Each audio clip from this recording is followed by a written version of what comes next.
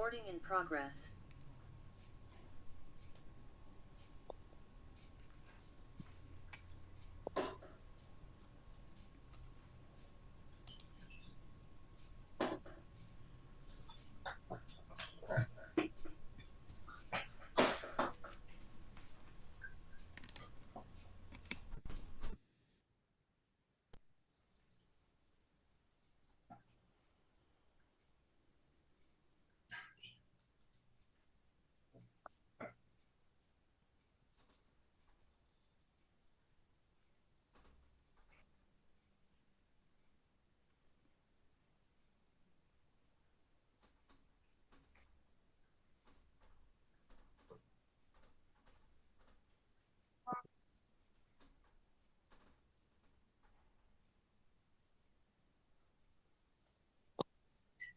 Boa noite a todos. É com muita alegria, com muita felicidade que vamos iniciar mais uma quinta-feira, mais uma noite de estudo nessa obra maravilhosa Entre a Terra e o Céu. Ela que é a sétima obra dessa coletânea do nosso querido André Luiz, né, intitulada Vida no Mundo Espiritual, psicografada por Francisco Cândido Xavier. Hoje iremos estudar o capítulo 21, Conversação Edificante, que será apresentado pelo nosso querido irmão Francisco Sena. Temos a harmonização Rita Zambujo, na prece inicial Janice Sampaio e na prece final Jane Correia. Que nós possamos unir nossos pensamentos ao querido Jesus e com muito carinho possamos abrir a mente, os corações para aprender e compreender tudo que Chico trouxe para dividir conosco. É com você, Rita. Boa noite a todos, do livro Minutos de Sabedoria, 248, a mensagem. Mantenha em sua vida uma unidade de plano para conseguir seus objetivos. Veja um colar de pérolas. Estão todas presas por um fio. Se este arrebentar, as pérolas se espalham. O que é o fio para o colar de pérolas? É a unidade de plano em nossa vida. Não deixe que as pérolas de suas ações se percam, por lhes faltar o fio que lhes mantém a unidade. Que assim seja. Então, meus irmãos, vamos elevar o nosso pensamento ao Pai, buscando o nosso santuário íntimo e dizendo: Pai de amor e bondade, Criador dos céus e da terra, Criador de nós todos, aqui estamos reunidos, dando graças por esse momento.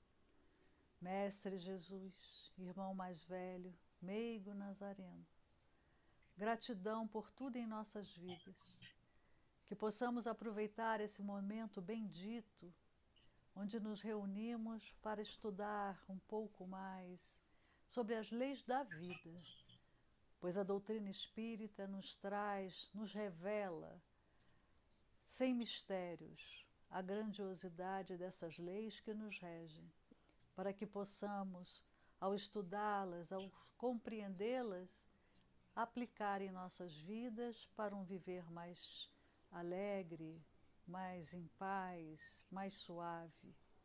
Obrigada, Senhor, por esta oportunidade. E te pedimos, então, que abra as nossas mentes e corações para que possamos aprender as lições que aqui serão trazidas. Te pedindo pelo nosso querido irmão Francisco, para que ele seja inspirado pelo seu mentor espiritual a nos trazer a lição necessária. Sê com todos, Senhor. Abençoa a nossa humanidade inteira, necessitada do seu infinito amor. Muito obrigada, que assim seja. Obrigado, Janice. Obrigado, Rita. Mais uma vez, boa noite a todos. Chico, a palavra é sua, meu irmão. Então, meus irmãos e irmãs, que um pensamento no bem possa nos unir ao nosso Mestre Jesus e que possamos ter, né, uma oportunidade de estudo, melhorando tanto a nossa qualidade de vida, mental, espiritual, física, e, na medida do possível, colocarmos em prática aquilo que nós vamos estudar aqui nessa oportunidade, tá bom?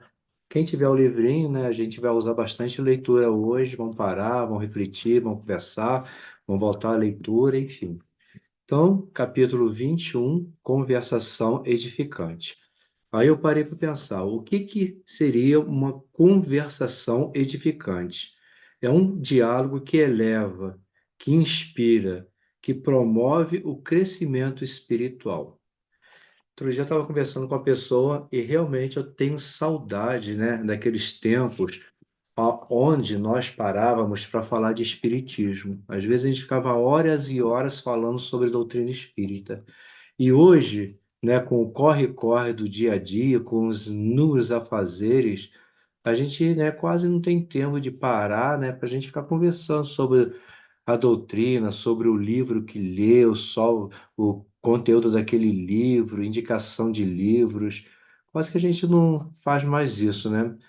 Então, esse diálogo edificante, ele é baseado no respeito, na gentileza.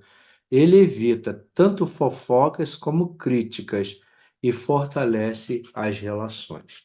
Então, isso que nós vamos ver aqui nesse capítulo, Conversação Edificante. Lá no primeiro parágrafo, diz o seguinte: quando regressávamos ao nosso círculo de trabalho e de estudo, para articular novas providências de auxílio. Você vê que a equipe espiritual ela não para, está sempre em atividade, sempre promovendo socorro, ajuda ao próximo, né? Em favor dos protagonistas da história que a vida estava escrevendo. Então, esses protagonistas, já foi falado aqui, né? Principalmente pela nossa irmã Ana Valéria, falou, né? Recapitulou sobre os protagonistas. Quem não estava na época, né, a gente vê, né, que a gente encontra aqui nesse capítulo Clarencio, que é um dos 72 ministros lá da colônia espiritual Nosso Lar, Hilário, André Luiz, né, que são amigos, são médicos. Tudo começou, né, com uma prece feita por uma jovem de 15 anos de nome Evelina, que ela estava vendo com a família dela totalmente, né, perturbada, totalmente agitada, e ela resolve fazer uma prece. Mas só que na prece dela, ela pedia amparo e proteção para a mãe, Odila, que tinha desencarnado. E essa prece ela foi refratada, ou seja, né, a mãe não tendo condições de socorrer a família, porque também ela precisa de socorro, essa prece foi, né, identificada lá no núcleo nosso, lá no setor, né, da prece, e sendo Evelina, né, uma das tuteladas do ministro Clarence, da equipe espiritual, eles resolveram, né, promover, né, esse socorro à nossa irmãzinha. Odila, a mãe de Evelina e de Júlio, ela era desencarnada e permanecia no lar, né, por um dos motivos era ciúme, porque o seu marido havia contraído uma nova núpcia e ela não via, né, com bons olhos uma outra mulher assumindo, né, o seu lar, assumindo sua família, assumindo seu marido, seus filhos. Então isso promoveu um ciúme exacerbado nela e ela, por conta disso, começou a provocar, né, uma obsessão, né, principalmente na segunda esposa, a Zulmira. Zulmira é a madrasta, então, de Evelina e de Júlio. Ela, numa vida passada, foi Lina Flores, tá? Essa Lina Flores, né, participou lá naquele evento da Guerra do Paraguai em 1865. A gente vai ver isso mais à frente. Amaro, que era casado antes com Otilo, pai de Evelina e de Júlio, casou-se com Zulmira e em vidas passadas ele foi Armando, né? E ele, juntamente, né, com o Júlio, disputava Lina Flores, que era esposa de Esteves. Mário Silva, tá? Era uma reencarnação de Esteves, que lutou na Guerra do Paraguai e foi envenenado por Leonardo Pires, o nosso irmãozinho o velhinho, né? Que a gente ficou ali naquele suspense. Quem que é esse velhinho que tá aí e tal? E depois a gente identificou que era o Leonardo, né? Por quê? Por ciúmes, né, de uma namorada, né, a Loli Barruí, ele acaba envenenando o nosso irmão Esteves. E Júlio, né, em vida passada, né, quando ele tomou ali na Flores do Esteves, começou a viver com ela maritalmente, e depois, né, o Armando também começou a fazer o mesmo esquema com ele. E ele, não suportando isso, resolveu tomar veneno. Não morrendo, né, socorrido, enfim, viveu. Mas aquilo causou um estrago muito grande e ele acabou se jogando no rio e morreu afogado. Então veja, né? Muitas vezes, né, numa vida a gente vê uma pessoa, né, sofrendo, ou nós mesmos, né, e reclamamos que mal que eu fiz para estar sofrendo assim. Mas somente a lei da reencarnação, eu acho que a lei, eu acho não, eu tenho certeza que a lei da reencarnação é a justiça divina, é o amor divino, é o perdão divino para nossas vidas. Isso a gente acaba com aquela, né, situação de desencarnar vai para o céu, desencarnar vai para o inferno, porque isso são de foro íntimo, é a nossa mente que produz isso, e de acordo com as nossos atos, nossas vivências, a gente pode criar ou um céu, ou então a gente pode se colocar dentro de um inferno. Mas um lugar circunscrito, como não era, como nos foi apresentado em outras vertentes religiosas, não existe, tá? Continuando. Concluí que não me cabia perder a oportunidade de mais amplo entendimento com o nosso orientador. Você vê que eles estão sempre aproveitando a oportunidade. Isso é exemplo para nós. Quantas vezes a gente perde uma oportunidade de esclarecimento, de crescimento espiritual, porque a nossa conversação não é edificante. A gente prefere, né, conforme disse ali no enunciado, né, na, na- no termo, né, a gente prefere muitas vezes fofoca, conversação, né, de críticas, de maledicência, e a gente vai perdendo as oportunidades. Então, André Luiz não perdia a oportunidade, né? De mais amplo entendimento como nosso orientador, com alusão aos esclarecimentos que nos fornecera acerca do Espiritismo. Aí eu fui ver, né, esse livro foi escrito em 1900, quer dizer, foi editado a primeira vez em 1954. Com certeza, né, toda essa situação foi em tempos, né, anteriores a este.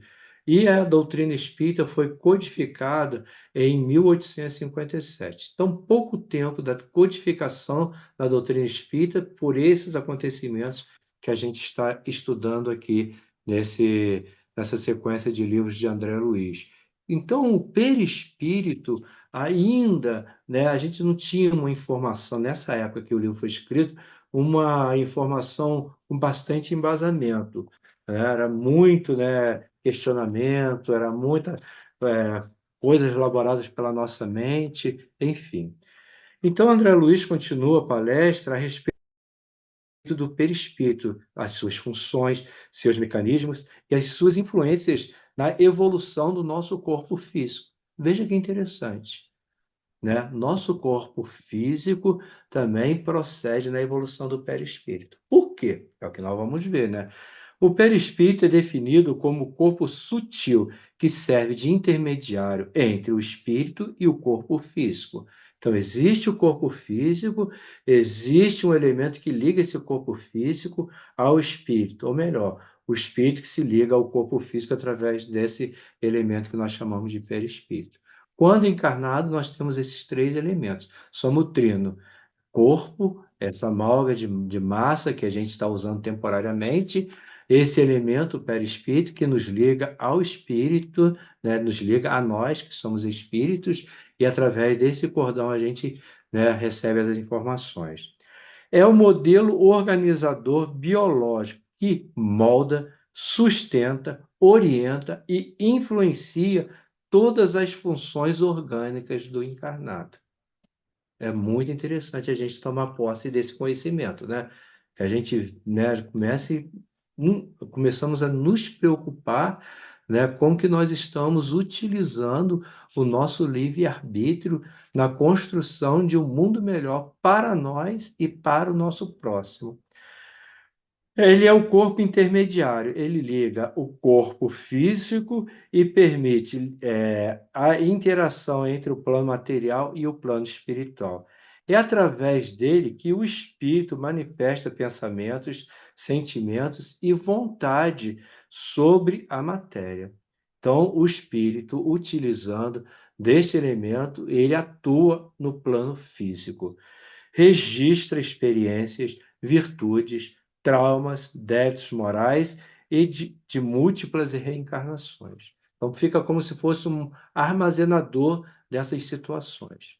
Vão tudo ficando, né, registrado no perispírito.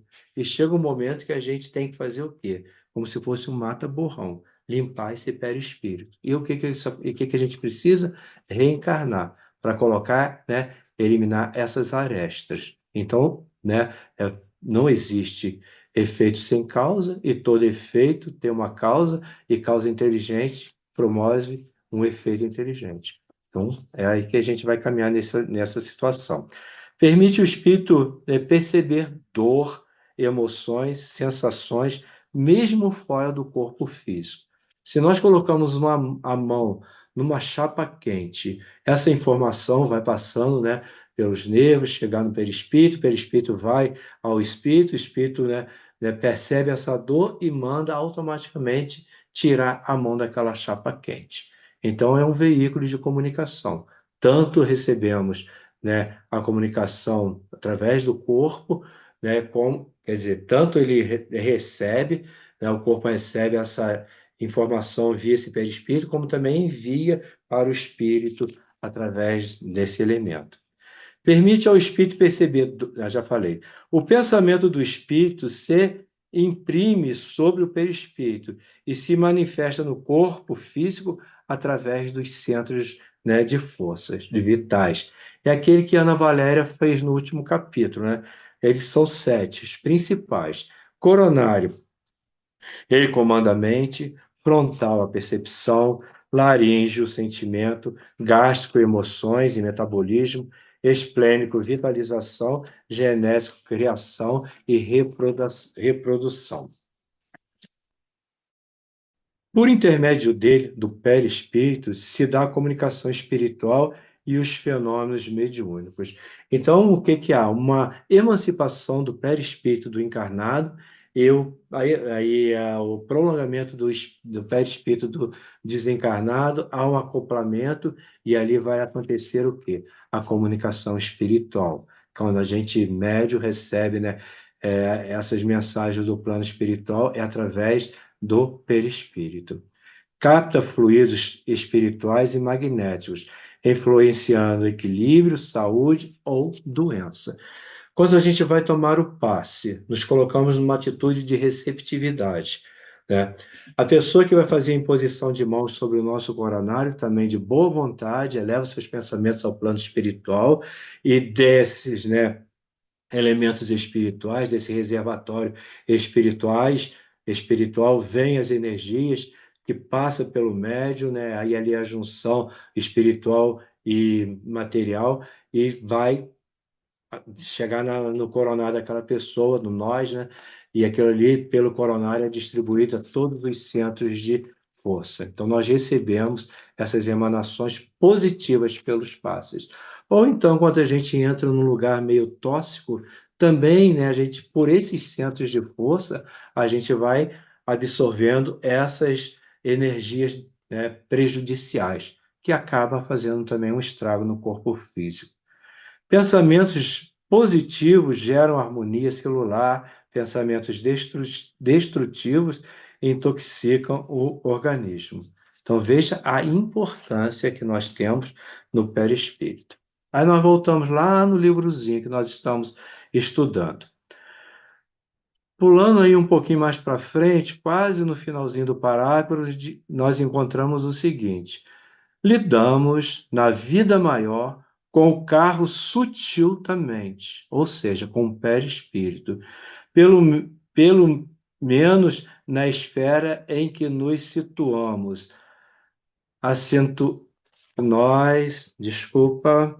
Nos situamos, acentuando pouco a pouco os nossos conhecimentos quanto às peculiaridades que lhe dizem respeito. Então, na esfera que o André Luiz está, esse perispírito ainda é um tanto quanto denso, tá? Mas, quando ele deixa aqui sinalizado que conforme o espírito vai se purificando, também vai acompanhando a evolução do perispírito. Reparei que Hilário, pela expressão dos olhos, demonstrava não menor anseio de saber e, encorajado pela atitude do companheiro, desfechei a primeira questão considerando. Inegavelmente, será difícil alcançar o grande equilíbrio que nos outorgara, ou que a gente deseja, né, conceber o trânsito definitivo para as eminências do espírito puro. Então, todos nós sonhamos, né, um dia sermos espíritos puros. Com certeza seremos. Mas quanto tempo isso vai demorar depende de cada um de nós. Podemos retardar, né, essa situação ou podemos, então, nos esforçarmos para alcançar, né, essa condição de espírito um pouco melhor ainda nessa existência, né? E se nós formos visitar, né, lá na escala espírita do Livro dos Espíritos, a gente vê que Kardec didaticamente pegou os espíritos e dividiu em 3 ordens distintas. Na terceira ordem, ele colocou os espíritos imperfeitos. E a característica predominante é da matéria predominando o espírito. Já na segunda ordem, são os espíritos puros. O espírito predomina a matéria. Se o espírito predomina a matéria, é porque ainda existe, né, essa influência da matéria. E já no primeira ordem, espírito puro, já não tem mais nenhuma influência da matéria. É aquele espírito que percorreu todas as classes, todas as ordens, até chegar à condição de espírito puro. O nosso exemplo maior de espírito puro é Jesus. Conto lá no Livro dos Espíritos, questão 625, qual é o tipo mais perfeito que Deus tem dado ao homem para servir de modelo e guia? A espiritualidade responde Jesus. E o mais interessante, né, que eu fiz um estudo sobre isso, é esse advérbio de intensidade, mais perfeito, né? Porque se perguntasse qual é o espírito perfeito, teríamos vários, mas o mais perfeito só existe um, que é Jesus. Aí, seguindo no livro. Assim, concordou o ministro, com grande entono, né? Ou seja, né, dando, né, aquela impostação de voz, para que tivéssemos na crosta planetária um vaso tão aprimorado e tão belo quanto o corpo humano, a sabedoria divina despendeu milênios de séculos usando os multiformes recursos da natureza no campo imensurável das formas, para que venhamos a possuir o sublime instrumento da mente em planos mais elevados que não podemos esquecer que o Supremo Pai se vale do tempo infinito para aperfeiçoar e sublimar a beleza e a precisão do corpo espiritual que nos cefará, que nos conferirá os valores imprescindíveis à nossa adaptação à vida suprema. Aí pergunto, né? O que Clarencio quis dizer com essa colocação, né, dos corpos multiformes, recurso da natureza no campo imensurável das formas? Para que possamos viver a vida superior dos espíritos, né, puros que estamos destinados pelo Criador, todos nós um dia alcançaremos essa condição de espíritos puros. Demore o tempo que demorar. Lembra de Jesus? Sedes perfeito? Então a gente vai atingir essa perfeição, né? Mas daqui uns 2.000, 10.000, 15.000, enfim, tem quanto tempo, mas a gente vai conseguir. É indispensável que aperfeiçoemos o nosso corpo espiritual, ou seja, o nosso perispírito. Lembra que ele armazena, né, as nossas realizações mais pontuais, vamos dizer assim, aquelas mais marcantes, que ficam registradas no perispíritos. E se a gente já tem conhecimento disto, por que não agir para que ele fique impregnado com mais coisas boas, né? Tornando-o mais sutil e adquirindo valores sublimes. Para tanto, muitos milênios serão consumidos, pois a evolução é lenta. Ninguém dorme pecador e vai acordar santo no dia seguinte. Não. Todos nós temos, né, nosso tempo, nosso ritmo. Umas pessoas vão mais rápidas, outras vão mais lentas. Aqueles que vão na frente podem ajudar os que estão na retaguarda. Então, segurar a mão um dos outros e não saltar mais. Para chegarmos ao estágio em que atualmente nos encontramos, o tempo que não podemos precisar, mas que sabemos ter sido longo, foi despendido pela providência. Então, se a gente visitar o livro A Gênese, né, quanto Moisés, lá na criação, né, que o Deus criou o mundo em 6 dias, no sétimo dia ele descansou, a gente vê que não foi bem assim, né? Que foram períodos geológicos de longas datas, e cada período desse foi marcado por uma situação. Então surgiu lá os homens da caverna, né, recém-saído daquela transmigração, daqueles reinos inferiores até chegar na condição de um hominal, despertando a sua consciência, despertando o seu livre-arbítrio, ainda com aquela forma embrutecida, né, os dentes ainda mais pontudos, mais semelhantes a feras, e depois, pelo processo da evolução, aqueles corpos foram se aprimorando cada vez mais até chegar aos corpos que temos hoje. Será que para aqui? Ou será que esses corpos vão continuar evoluindo cada vez mais? Passamos pelos reinos inferiores como princípios inteligentes, né? Esse princípio de inteligentes é a essência espiritual primitiva criada por Deus, ainda sem consciência. Por que ainda? Pelo processo da evolução, um dia vai chegar aquele reino que ele vai despertar consciência que evoluirá até se tornar um espírito. Então, esses princípios inteligentes em elaboração para nos tornarmos espíritos. Nós já transitamos, enquanto, né, esse princípio inteligente, nesses reinos inferiores. Fomos ascendendo degrau por degrau até chegarmos ao ponto em que nós estamos, né? Então, viu que não deu salto, né? Obedeceu aí ao ritmo até atingir esse local em que nós estamos ocupando hoje. Clarencio, então, faz menção a formas de seres da existência da natureza, tanto dos reinos minerais, dos reinos vegetais e dos reinos animais. A gente volta para o livro, tá bom? E começamos lá. Compete-nos, então, observou Hilário, atencioso, atribui importante papel às enfermidades na esfera humana. Quase todas estarão no mundo desempenhando expressivo papel na regeneração das almas. Então vemos aí, né, que a doença é o spa da alma, é para purificar o espírito. Aí ele responde exatamente.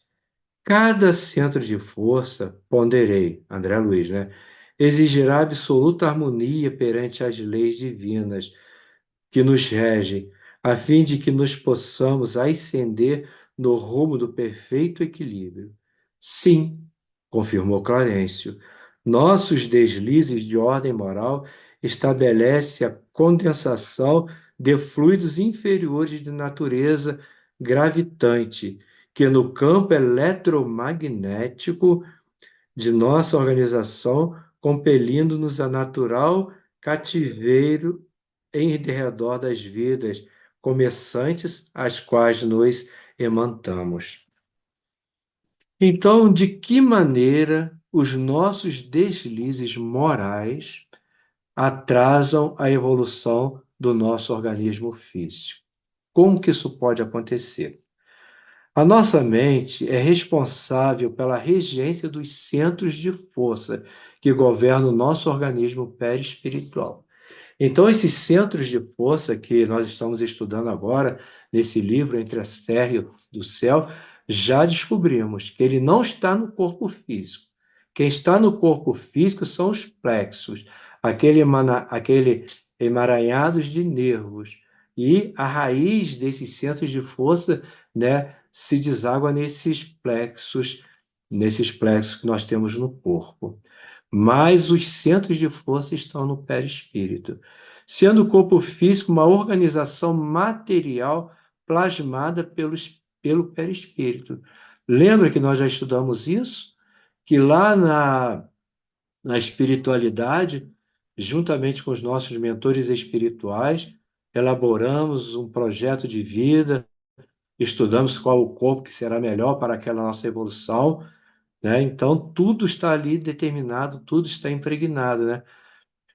Neles, no que? No corpo, né, são refletidas todas as reações impostas pelo influxo mental ao veículo perispiritual. Então, a gente passa lá na espiritualidade, nesse projeto encarnacionista, né, e através do perispírito a gente vai, né, trabalhando no corpo físico que vai dar, né, que vai ser criado a fim de que a gente possa evoluir. Quando nos damos à viciação do pensamento, adotando práticas que atentam contra as leis morais instituídas pelo Criador, desarmonizamos os centros de força que regem o perispírito. Então, veja, meus irmãos, a importância de um pensamento sadio, de um pensamento bom, de um pensamento, né, espirituoso, para que a gente possa alinhar os nossos centros de força, ampliar tanto em forças centrífugas como centrípedas, tanto mandando coisas boas para o mundo, como recebendo coisas boas do mundo para nós. Então é muito importante. O pensamento é um dos maiores atributos que nós já conquistamos até hoje. A gente ainda não aprendeu a usar o pensamento, mas o dia que nós aprendermos a utilizar o nosso pensamento para o bem, com certeza esses nossos centros de forças, eles vão ficar mais ampliados, mais alinhados, mais receptíveis. E a gente, com a nossa bondade, a gente vai estar mandando para o mundo também essas energias. Considerando e gerando uma reação negativa no corpo, condensando e gerando uma reação negativa para o corpo, quanto o pensamento não é um pensamento bom. Então, o que que acontece? A gente vai, né, densificando esses centros de força. E essas energias negativas a gente vai lançando para o mundo. A gente já passou por experiência de estarmos perto de uma pessoa e a gente sentir aquela energia de bondade, de amorosidade, de equilíbrio junto com aquele nosso irmão. De outras vezes também é verdadeiro. A gente se aproxima de uma pessoa e a energia daquela pessoa está tão densificada que a gente acaba não se sentindo bem. E a gente tem que ter até que se afastar dela. Mas por quê? Pelo seu foro íntimo, né, pela sua estrutura psíquica, ela cria isso, né? Quem gosta de ficar perto de uma pessoa que só reclama, só se queixa da vida? Ninguém, né? A condensação e o obscurecimento do perispírito retarda a evolução do corpo físico. Veja, meu irmão, isso é uma informação importante, tá? Quando a gente começa a usar mal o nosso livre-arbítrio, nossos pensamentos, a gente vai densificando o nosso perispírito. E o que isso pode acarretar? A gente ficar preso mais tempo no mundo físico, nas dores, né, nas trevas. Então, a gente já de posse, né, dessa verdade, a gente começa a trabalhar. Lá no Evangelho segundo o Espiritismo, no capítulo 17, Sede Perfeito, no item 11, que fala sobre cuidar do corpo e do espírito, uns fragmentozinhos para a gente refletir. Sendo o corpo o instrumento da alma, para que esta pratique o bem e evolua, então é uma ferramenta. O corpo é uma ferramenta que nós estamos utilizando, né? Com certeza nós temos um projeto de sermos espíritos puros. Mas antes de ir esse projeto, nós estamos aqui nessa experiência. Então, essa ferramenta é importantíssima para nós. Por isso, nós temos que usar ela da melhor forma possível. É aquela situação, né? A pessoa quer fazer caridade, quer ganhar na loteria sozinho, na Mega Sena, sozinha da virada, para criar um abrigo. Enquanto não cria, vai lá para o Laje ajudar aquele abrigo que faz um trabalho belíssimo, né? Então, enquanto nós não atingirmos a condição de espírito puro, e enquanto nós estamos aqui nessa condição de provas e de expiações, vamos fazer bom uso do nosso livre-arbítrio. Então, é necessário que o corpo esteja, né, na melhor forma possível. Aí cada um de nós pode pensar, como que o meu corpo pode estar da melhor forma possível? Nós vamos descobrir isso hoje. O corpo exerce influência sobre o espírito que o anima. Vê que é uma via de mão dupla. O corpo exerce uma influência sobre o espírito que está ali animando aquele corpo. Tudo que fizermos para comprometer a saúde física será prejudicial para a alma. Se eu como em excesso, se eu bebo, se eu uso tabaco, se eu uso os vícios físicos, se eu sou dos vícios morais, vou prejudicar. Se todo estou usando meu corpo para isso, estou prejudicando a quem? A mim mesmo, né? Que vou ter que responder por isso, que terá um instrumento deficitário para realizar as suas tarefas. Então, uma pessoa que é hipertensa, né? Que o médico aconselha não beber, não fumar, não comer sal, caminhar, fazer tipo de exercício. E a pessoa faz tudo o contrário, né? Vê um AVC e a pessoa fica, né, com o corpo inutilizado em cima de uma cama, né? O espírito que teve ali, né, que planejou aquele corpo para ele evoluir, vai ficar o quê? Preso a um corpo doentio em cima da cama, né? Então vai o quê? Retardar o progresso daquele espírito. Então, cuidados com o corpo, higiene, normas de saúde, etc. E cuidar do espírito é usar as ferramentas que o Evangelho segundo que o Evangelho de Jesus nos informa. Então a gente vai voltar para o livro, tá bom? Hilário, conduzindo mais longe as próprias divagações, perguntou: imaginemos, contudo, um homem puramente selvagem a situar-se em plena ignorância dos desígnios superiores, que se confia a delitos indiscriminados. Terá nos tecidos sutis da alma as lesões cabíveis a um europeu supercivilizado que se entrega à indústria do crime? Então a gente vai visitar agora o Livro dos Espíritos, meus irmãos. Questão 191. As dos nossos selvagens são almas no estado da infância? Isso é uma pergunta que Kardec fez aos imortais. A resposta é a seguinte: da infância relativa, pois já são almas desenvolvidas, visto que já nutrem paixões. Resposta. Ponto. Aí Kardec, então, faz a 191A e diz os espíritos respondem, né, que as paixões são um símbolo de desenvolvimento. Kardec pergunta, né, e eles respondem que de desenvolvimento, sim, porém não de perfeição. Então, muitas vezes a paixão pode até desaguar em crimes, né? Feminicídio, a gente está vendo isso aí constantemente na mídia hoje em dia, né? Questão 849.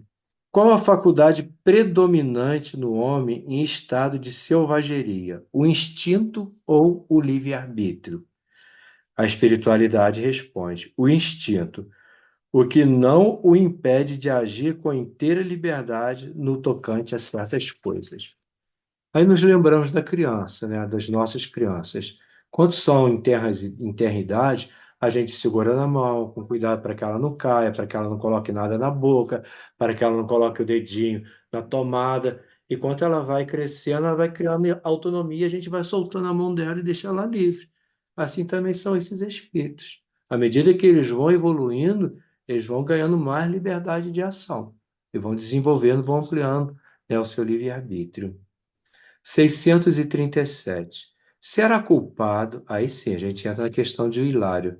Será culpado o selvagem que, cedendo a seu instinto, se nutre de carne humana?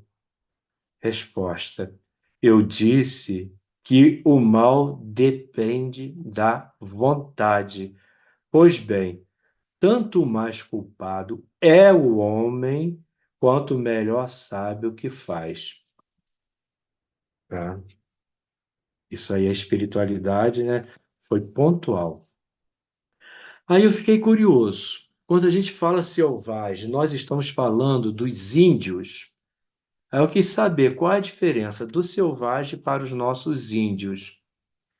Aí vamos lá, né? O homem selvagem, expressão usada para descrever os primitivos seres humanos em estado primitivo, nos primórdios da humanidade. Vivem sem reorganização social estruturada, sem linguagem desenvolvida, sem religião organizada e sem códigos morais. Sobreviviam pela força instintiva e pela luta pela vida. Relacionavam-se basicamente com a natureza de forma rudimentar, né? Então, uma vez, Bruno indicou um filme para a gente ver, né? Na Era do Fogo, quando os pré-históricos descobriram o fogo para se aquecer, para cozinhar, para se defender, essas coisas todas, e é um filme muito interessante, né? E os nossos índios refere-se aos povos indígenas, que são grupos humanos organizados culturalmente, espiritualmente e socialmente. Possuem idioma, tradições, religião, rituais, arte, organização familiar e política, ciência natural desenvolvida, medicina natural, agricultura, astronomia, sobrevivência ecológica, vida em comunidade e respeito às leis do grupo e da natureza. E aqui a gente coloca como exemplo a ministra, né, a Sônia Guajajara, a ministra, né, do povo indígena. Então, para culpar, né, esse alto cargo dentro de um ministério, com certeza, né, essa Índia tem desenvolvido bastante, né, a sua condição, tanto intelectual como moral. Voltamos lá no livro e diz o seguinte, lá na metade desse parágrafo: o instrumento perispirítico do selvagem deve ser classificado como protoforma, ou seja, forma primitiva, né, humana, extremamente condensado pela sua integração com a matéria mais densa. Está para o organismo aprimorado dos espíritos algo enobrecidos, como um macaco antropomórfico está para o homem bem posto nas cidades modernas. Em criaturas dessa espécie, a vida moral está começando a aparecer e o perispírito nelas ainda se encontra enormemente pastosos. Então, tudo depende da evolução. A gente vai lá para o finalzinho do capítulo, dessa página, e diz o seguinte: é com um olhar significativo, Clarencio concluiu: até que nos transfiramos de residência, aptos a deixar, em definitivo, o caminho das formas, colaborando-nos na direção das esferas do espírito puro, onde nos aguardam os inconcebíveis, os inimagináveis recursos da suprema sublimação. E diante disso, o que nos resta perguntar? São iguais as responsabilidades e as consequências do ato delituoso praticado pelo homem selvagem e pelo homem civilizado? E Clarencio vai responder: O homem selvagem é um espírito que está começando a sua evolução, né, no reino nominal. Nele, a vida moral apenas se inicia. Seus atos e pensamentos ainda são frutos predominantemente do instinto, trazido do reino animal, do qual recém saiu. Seu perispírito ainda está bastante grosseiro, muito mais denso do que o que hoje possuímos. Então, quer dizer, nós ainda temos o perispírito denso, né? O selvagem tem muito mais. Para depurá-lo, muitos séculos se passarão, e somente aos poucos é que a inteligência ocupará o espaço do instinto animal. Então, no selvagem, reina mais o instinto, né, do que a inteligência. Sua possibilidade de manifestação e, consequentemente, a responsabilidade pelos atos praticados irão aumentando na mesma proporção que o progresso alcançado. Então, todos nós vamos evoluir, inclusive os nossos selvagens. Sendo a justiça divina absolutamente perfeita, cada um terá a sua responsabilidade em grau compatível o momento evolutivo em que se encontra. Então, André Luiz, né, diz: recordei os inúmeros casos de moléstias obscuras de meu trato pessoal e aduzi. Quer dizer, ele lembrou, né, quando ele era médico, né, das doenças que ele cuidou, né, das moléstias. Né? De certo, a medicina descreveria gloriosos capítulos na Terra, sondando com mais segurança os problemas e as angústias das almas. E eu acho que já está acontecendo isso, né?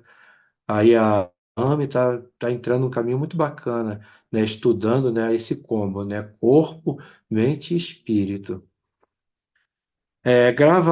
Gravá-los-eis mais tarde, confirmou Clarencio, seguro de si. Um dia o homem ensinará ao homem, consoante as instruções do divino médico, que a cura de todos os males reside nele próprio. Isso eu acho bacana.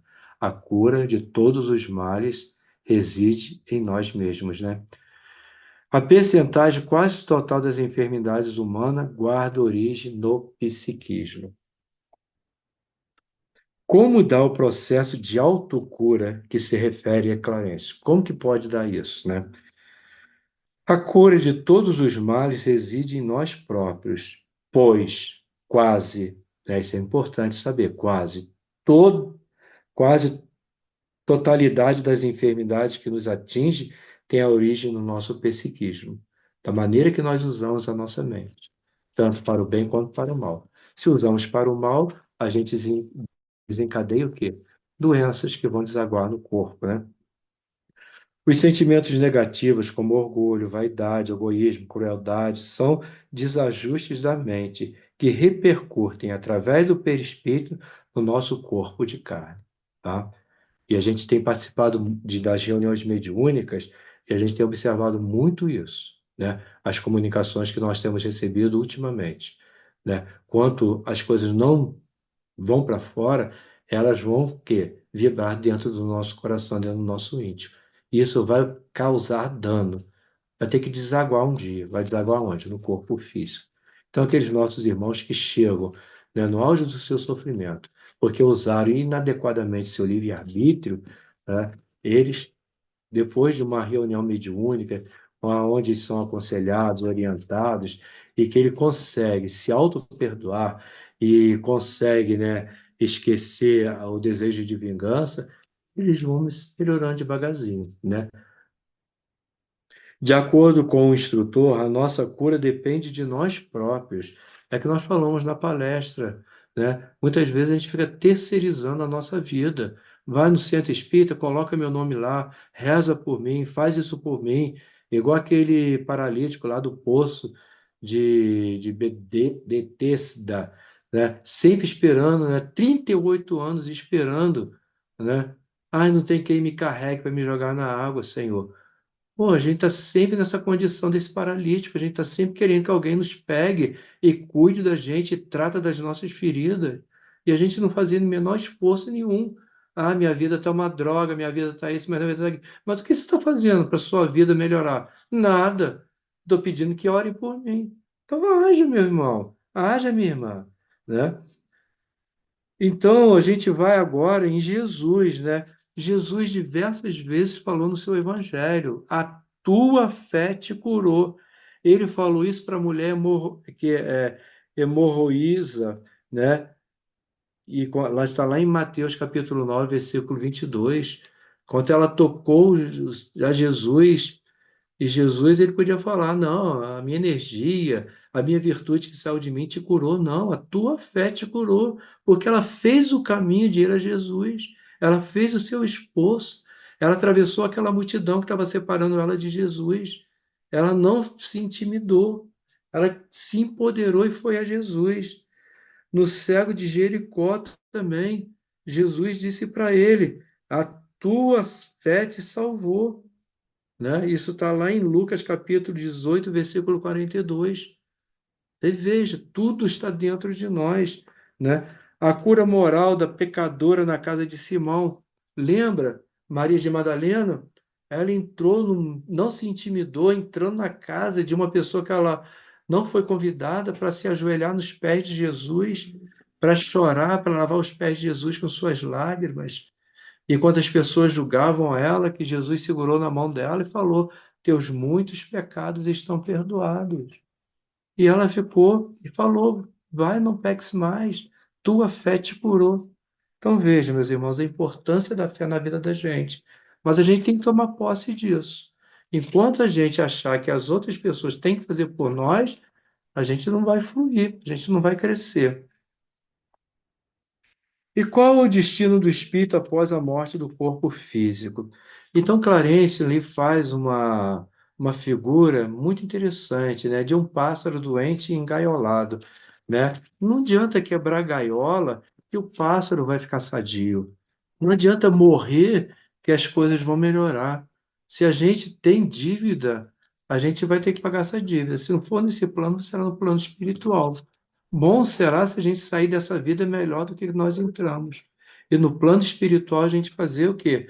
Sermos acolhidos pela equipe espiritual, tá? Você vê André Luiz, né? Passou quantos anos lá no umbral, cercado por Clarence, cercado pela sua mãe, cercado por uma equipe espiritual, mas estava tão embotado nas coisas materiais que não conseguia enxergar, né? Qual a nova visão acerca da dor trazida pelo Espiritismo? Para finalizar, a dor, ao contrário do que muitos pensam, não é o fruto do acaso nem do castigo divino, né? Eu não estou sofrendo à toa, eu não estou resgatando meu débito à toa. Não, não é castigo de Deus. Existe uma razão de ser. Também não é uma penitência por erros cometidos, como entende outros.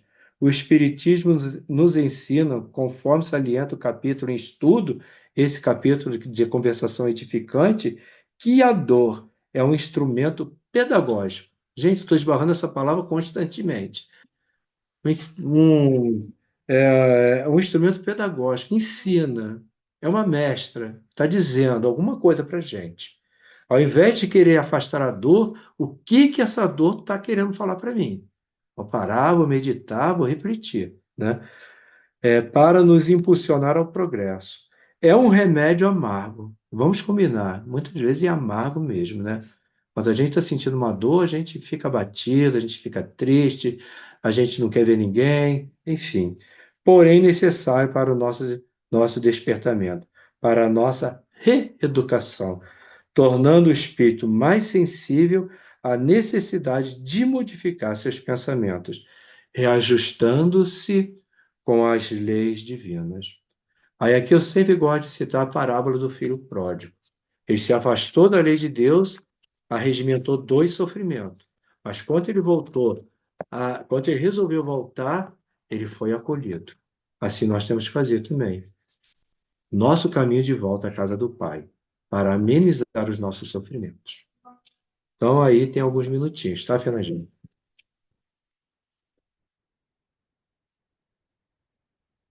Ok, Chico. Obrigado, Chico, pelas reflexões, né?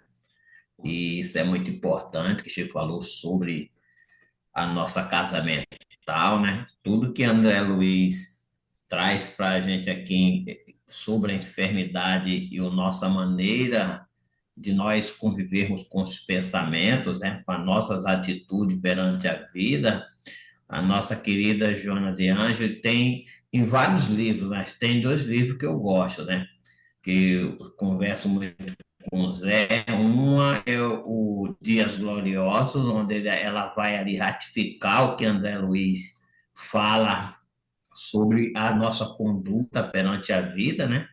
E esse último que a Valéria usou e que eu comprei, né? Gostei muito que ele tem um capítulo também que trata da enfermidade, né? Que também ratifica com tudo isso que André Luiz traz sobre o nosso pensamento e as marcas e os danos que causamos aos núcleos das células, né? A gente estuda a doutrina, a gente imagina assim, vou desencarnar, reencarno, ganho um corpo novo e a gente pensa que o perispírito vem em zero bala. A gente tem que saber, quando a gente estuda, que os núcleos que vêm, que nós deterioramos da célula, migra, senão como é, para que serve a reencarnação? Para depuração. Então, vem todas aquelas marcas, nasce junto conosco, e num determinado período certo, ela vem brotando de novo conosco. Então, quando ele diz que a dor é o remédio certo para a gente ajustar-se com as leis divinas, ele está mais que correto, né? Então, temos aí, Chiquinho, 4 minutos para quem quiser colocar mais alguma coisa. E obrigado, Chico, pelas reflexões, né?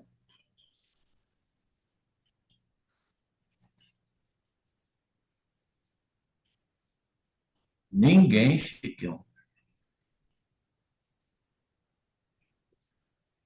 É, Chiquinho. Então, falar igual a gente fala no cartel, disto isso, vamos convidar a nossa irmã Jane para que nós possamos encerrar o nosso estudo, pensarmos no que Chico trouxe, né?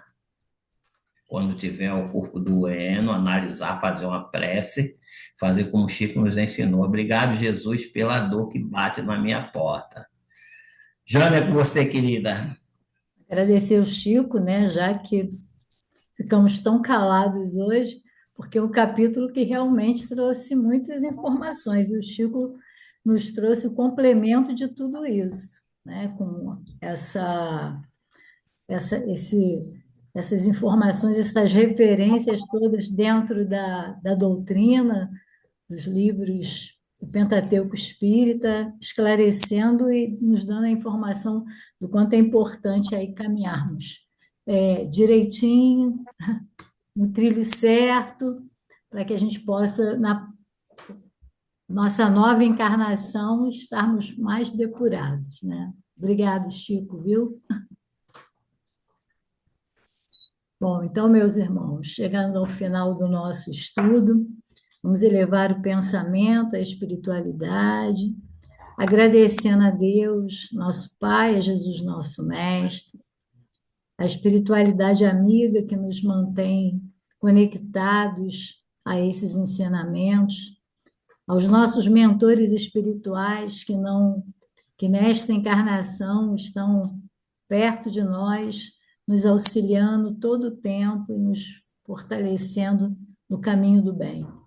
Que nós possamos utilizar todos esses ensinamentos aqui adquiridos para que tenhamos esse processo evolutivo nesta encarnação muito melhor do que nas outras que já passamos por aqui. Certamente, estudando, nos orientando, assimilando esses conteúdos e esses ensinamentos, principalmente, utilizando-os no nosso proceder, sejamos cada vez mais e mais espíritos que vão galgar essa escada evolutiva, chegando cada vez mais a sermos espíritos puros. Tenhamos a certeza que o Pai está perto de cada um de nós, que o nosso Mestre Jesus olha por todos nós também, e possamos agradecer aos nossos mentores por conosco caminhar. Assim, agradecidos ao nosso irmão Francisco e à espiritualidade amiga, pedimos a permissão para encerrarmos o nosso estudo desta noite, dizendo graças a Deus. Assim seja. Obrigado, Jane. Obrigado a todos. Semana que vem iremos receber Maura Sucena, de São Paulo. Obrigada, Chico. Uma boa